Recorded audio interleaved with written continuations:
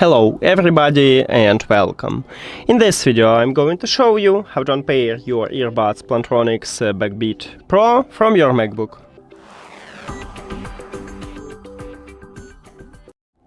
You have to start by press one time at the Bluetooth button at the top, but if you don't have this button, just go to the control panel and click at the Bluetooth here. Then go to the settings.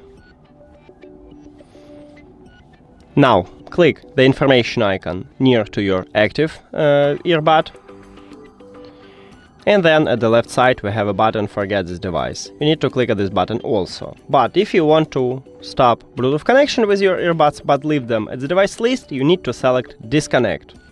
But let's remove them. So forget the device and forget device.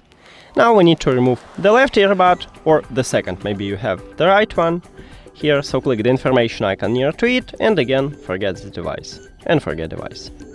Now we can put these earbuds to the charging case and close the case.